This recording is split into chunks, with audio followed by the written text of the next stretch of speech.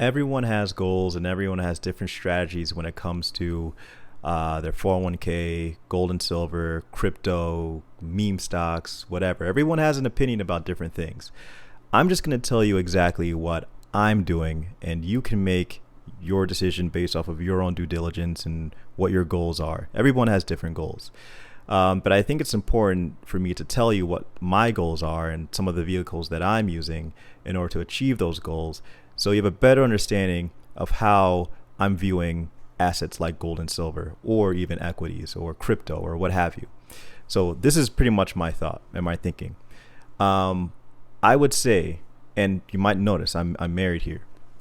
My wife and I could pretty much say we might be middle class. You could even say upper middle class. And we have incomes that, um, you know, I think is above average within the United States, especially when you pull them together. Now, net worth is the goal. Income is just a tool.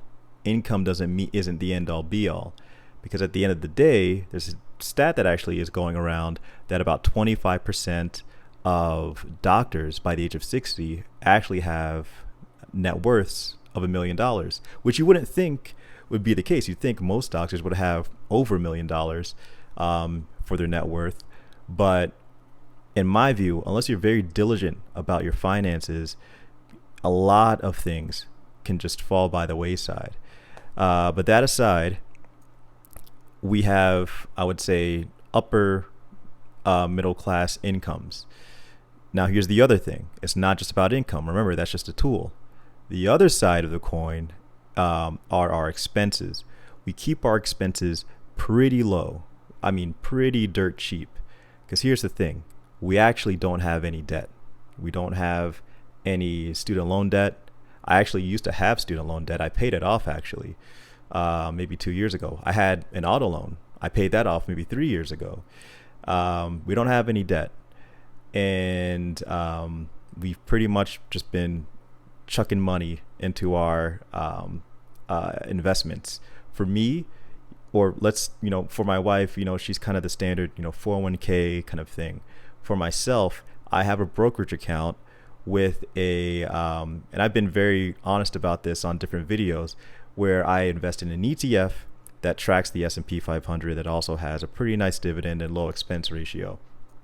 And I just toss a lot of money into that month over month. I also invest in gold and silver. You can actually see on my ring finger, this is actually 24 karat gold. And I have, stacks of actually physical gold and silver. Some of you have seen them in my videos. And this is pretty much where a lot of our assets are spread. And eventually we want to get into real estate, because one of our consistent expenses, happens to be living and renting. So we want to take at least a percentage of that in the beginning, and it becomes a larger chunk the more you pay it down over time. We want to take a percentage of that and basically add it to our own equity, which is essentially what buying a home with a mortgage does. So we are hoping to do that in the future. Hopefully in the next couple of years, particularly when prices come down, which I assume will be when the Fed begins raising rates.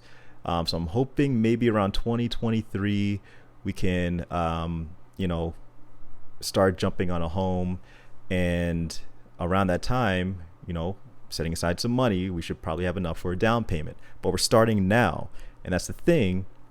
You have to be very diligent and not passive about your finances in order to make these decisions and hit these goals. So we split our net worth among equities, whether it's in your own brokerage account or maybe you have a 401k, equities, gold and silver, and hopefully in the future, real estate. Now, the thing is that what we want to do is to be able to pass the majority of this stuff down to our kids. Why?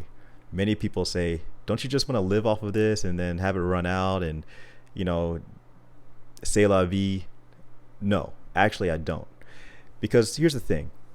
Many of us often say, if we have kids, we want to, leave the world a better place. If we raise a nice kid and, if things turn out well, they will be an asset to the human race. But here's the thing, you know, there are great people who unfortunately have to turn to unfortunate businesses, the black market, in order to just survive. If you take a look at Maslow's hierarchy of needs, it doesn't matter who you are. If you strip anybody of just the basic resources, they still need to figure out a way to survive. And people will do anything in order to survive. So that's just my view. You take anybody, put them in a certain situation, they're going to do certain things in order to survive. And in my view, if I have the ability, if I'm lucky enough to be able to even pass something down to my kids, I should. I don't want to just have it go and dwindle away and just be spent on me just so I can have a, decent retirement. And hopefully this will have compounding effects where they start out, on a stronger foot early on in life. Because in my view, I don't think this should be something that should be given to them when they're 60 years old. I actually think that if you can give people a large chunk of money early on, they can compound that quicker. And then by the time they're 30 or 40, they might be better than how I am in retirement. So the whole idea is to compound the wealth and the net worth of your family. That's the goal. Compounding net worths of families.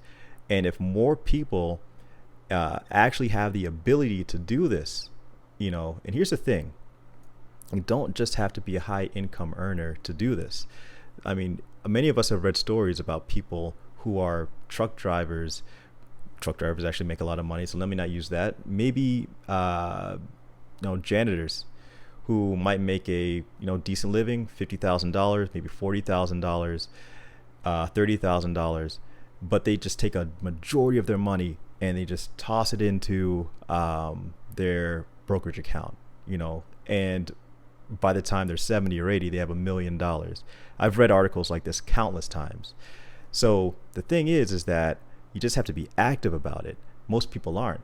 Most people just say, oh yeah, I passively have a 401k and it takes about 6% out of my paycheck every month, and it goes into some spread of different ETFs and mutual funds. That's, first of all, in my view, I think people should put way more than 6% of their income into retirement.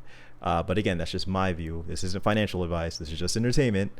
But I think when it comes to what I'm doing, my goal is familial compounding net worth over time.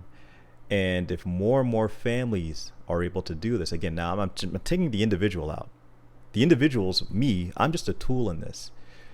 The goal is families compounding net worth so that communities can be compounded, so that cities can do better, and overall the well-being of a country can do better. Now, yes, there are going to be some people, unfortunately, who won't be able to achieve this. I understand that.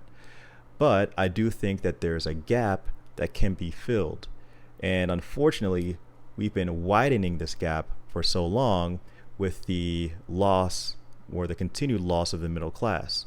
More and more people are becoming, dropping from the middle class to the lower class, and fewer people are becoming wealthier. So there's a gap here that can be filled, but unfortunately, it's not going to come in a passive way. So that's just my view. Let me know what you guys think. Familial compounding growth is essentially my goal, and I kind of want to hear what you guys have to think about that.